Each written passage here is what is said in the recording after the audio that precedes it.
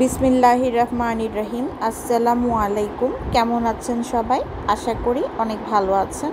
আলহামদুলিল্লাহ, আমিও আপনাদের দোয়ায় অনেক ভালো আছি। আজকে আমি তৈরি করে দেখাবো খুবই সহজে দারুণ মজাদার সরিষার তেলের বিফ তেহারি। সরিষার তেলের বিফ তেহারি পছন্দ করে না এমন লোক খুব কমই কিন্তু খুঁজে পাওয়া যাবে। তো চলুন রেসিপিটি শুরু করা যাক। এখানে আমি একটি তাওয়াতে একটা জয়ফল, 5টা জয়ত্রী, 15টার মতো এলাচি আর 7টার মতো দারুচিনি নিয়ে নিয়েছি। এগুলোকে একটু টেলে নিচ্ছি। খুব ভালো করে টেলে এগুলোকে আমি ব্লেন্ডারে গুঁড়া করে নেব। মশলাটা গুঁড়া করে নিয়েছি। এখন এখানে একটি হাঁড়িতে করে আমি প্রায় 2 কাপ সরিষার তেল দিয়ে দিয়েছি। খাঁটি সরিষার তেল দিয়েছি ছোট কাপের 2 কাপের মতো। আর এখানে পেঁয়াজ কুচি দিয়ে দিলাম। পেঁয়াজ কুচি দিয়ে দিয়েছি 2 কাপের মতো। আর দিয়ে দিলাম স্বাদ মতো কিছুটা লবণ।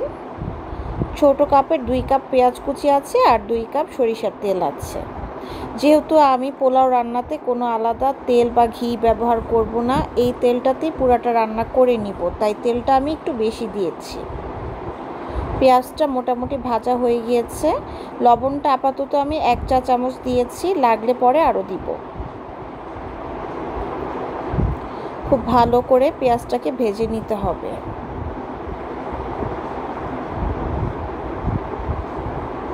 অ্যাড করে নিচ্ছি আদা রসুন বাটা। এখানে আমি উঁচু করে 2 টেবিল চামচ আদা রসুন বাটা দিয়ে দিয়েছি। খুব ভালো করে সব কিছু মিশিয়ে নিচ্ছি।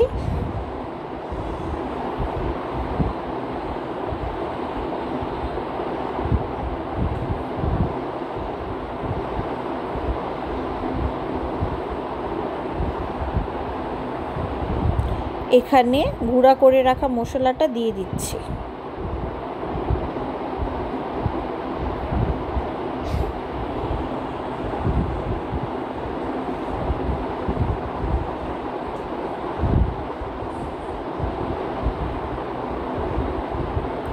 এখানে আছে 4 টেবিল চামচ টক দই। টক দইটা দিয়ে দিলাম। মশলাটা খুব সুন্দর করে কষিয়ে নিতে হবে।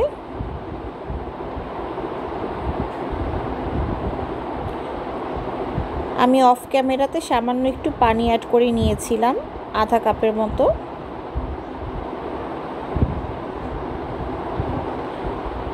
এখন কেটে ধুয়ে ঝরা দিয়ে রেখেছিলাম কিছু মাংস, এগুলো দিয়ে দিলাম। এখানে 1 কেজির চেয়ে একটু বেশি গরুর মাংস আছে, 1 কেজির মতো মাংস আছে। মাংসগুলোকে আমি একদম ছোট ছোট টুকরা করে নিয়েছিলাম, দিয়ে দিলাম। এখন এগুলোকে খুব ভালো করে কষিয়ে নিতে হবে।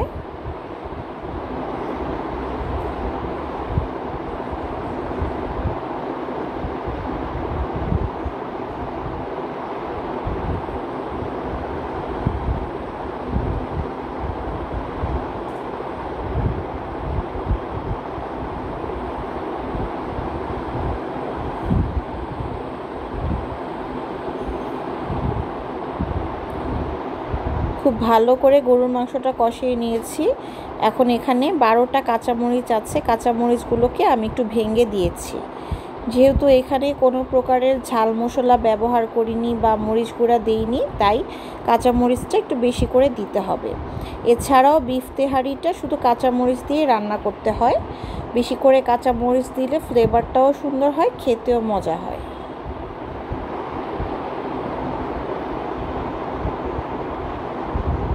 একটু সময় নিয়ে মাংসটাকে কষিয়ে নিচ্ছি।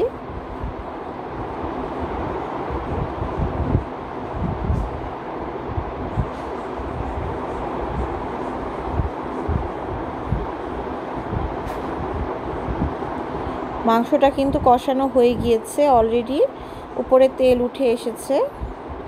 এই পর্যায়ে কিন্তু গরম পানি ব্যবহার করব। কিছু গরম পানি অ্যাড করে দিব মাংসটা সিদ্ধ করার জন্য।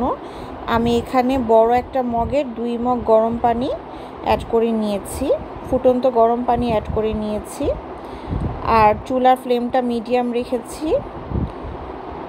একটু পরপর নাড়াচাড়া করে দিতে হবে যাতে কড়াইয়ের নিচে মাংস লেগে না যায়।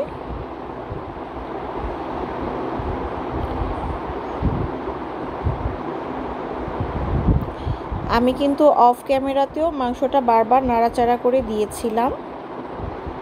আর একটু হবে, মোটামুটি ঝোলটা ঘন হয়ে এসেছে। আর একটু তেল উপরে উঠে আসলেই আমি মাংসটাকে তুলে নিব। ঝোলের মধ্যে আমি পোলার চালটা অ্যাড করে নিব। আরও 3-4 মিনিট পর ফিরে এসেছি। মাংসটা কিন্তু রান্না হয়ে গিয়েছে, মোটামুটি তেল উপরে উঠে এসেছে। এই পর্যায়ে মাংসগুলোকে কিন্তু আমি আস্তে আস্তে তুলে নিব, আর বাকি ঝোলটাতে পোলাওর চাল দিয়ে দিব। মাংসগুলোকে তুলে নিয়েছি, পোলাওর চাল দিয়ে দিচ্ছি। এখানে ড্যানিশ কনডেন্স মিল্কের পট দিয়ে 3 পট পোলাওর চাল আমি ধুয়ে ছাঁকনিতে ঝরা দিয়ে রেখেছিলাম, সেটা দিয়ে দিলাম।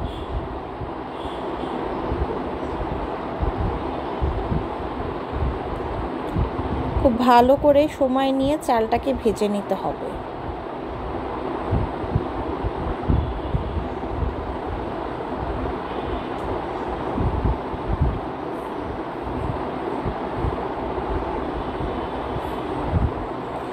পোলাওর চালটা যত বেশি ভাজা হবে, পোলাওটা তত বেশি ঝরঝরে হবে।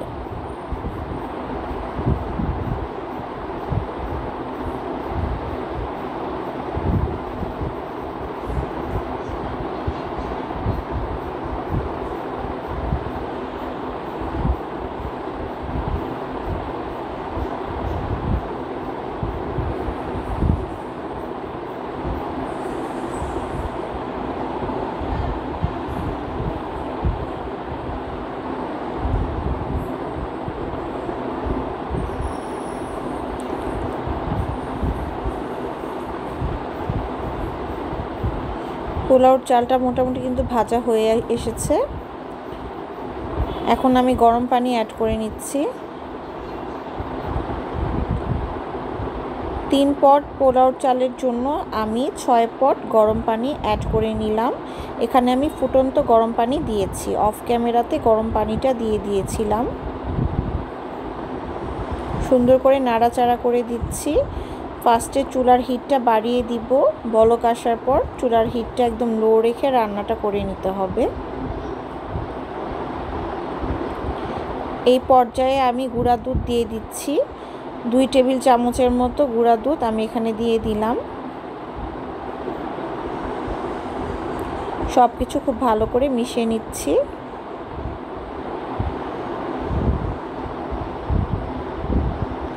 মোটামুটি বলক চলে এসেছে।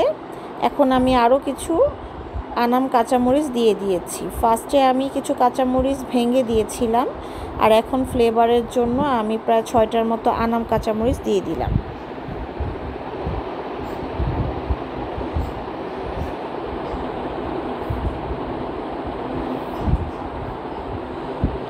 পোলাওটা কিন্তু মোটামুটি হয়ে এসেছে, একটু নাড়াচাড়া করে দিচ্ছি চারিদিকে।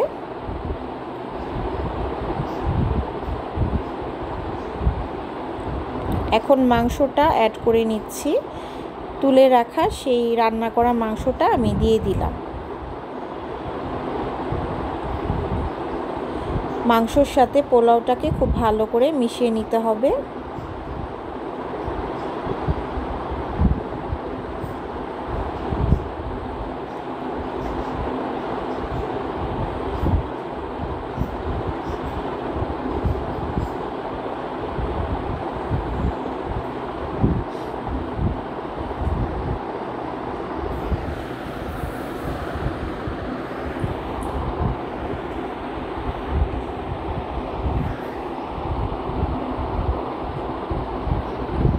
সবার লাস্টে দিয়ে দিব কিছু টেস্টিং সল্ট আর কিছু কেওড়া জল।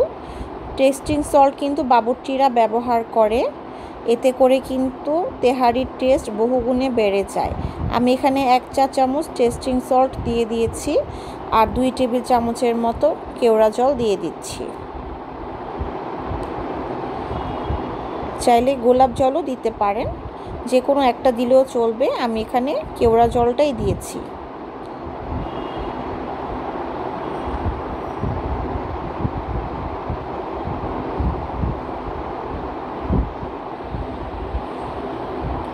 সব কিছু খুব ভালো করে মিশিয়ে নিচ্ছি।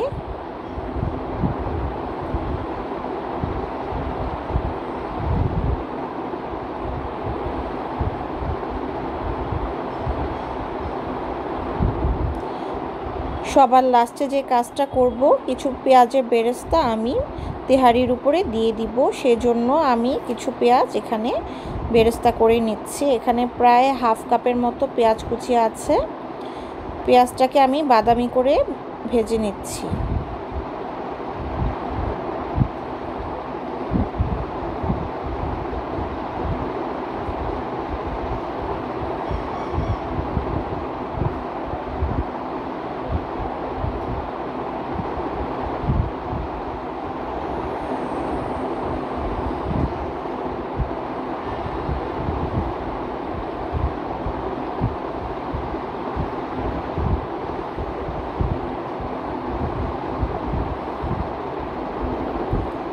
আমার পেঁয়াজগুলো কিন্তু মোটামুটি ভাজা হয়ে গিয়েছে। এখন এগুলো তুলে আমি তেহারির মধ্যে দিয়ে দিব। চুলাটা অফ করে নিচ্ছি।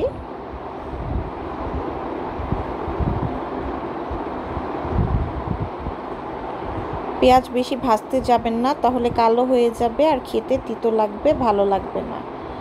পেঁয়াজের বেরেস্তাটা আমি বিরিয়ানির সাথে মিক্স করে নিচ্ছি।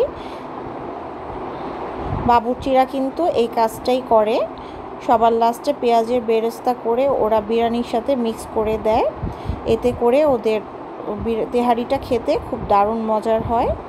এটা কিন্তু বিশেষ একটা টপ সিক্রেট টিপস। এই টিপসটা জানা থাকলে আপনাদের তেহারিও কিন্তু দারুণ সুন্দর ফ্লেভার হবে আর খেতেও দারুণ হবে। সুন্দর করে পেঁয়াজের বেরেস্তাগুলো আমি তেহারির সাথে মিশিয়ে দিচ্ছি। আমার তেহারি রান্নাটা কিন্তু আলহামদুলিল্লাহ কমপ্লিট হয়ে গিয়েছে। এটা কিন্তু গরম গরম খেতে দারুণ লাগবে। নিশ্চয়ই দেখেই বুঝতে পারছেন এটা কতটা ডেলিশিয়াস হয়েছে। এই তো চুলাটা অফ করে দিলাম। তেহারিটা রান্না হয়ে গিয়েছে। আশা করি আমার রেসিপিটা আপনাদের ভালো লেগেছে। বাসায় অবশ্যই একবার হলেও ট্রাই করবেন এবং আমাকে জানাবেন কমেন্ট বক্সে কেমন হলো। সবাই অনেক বেশি ভালো থাকবেন। Thanks for watching. আল্লাহ হাফেজ। আর প্লিজ আমার চ্যানেলটা সাবস্ক্রাইব করতে ভুলবেন না কিন্তু।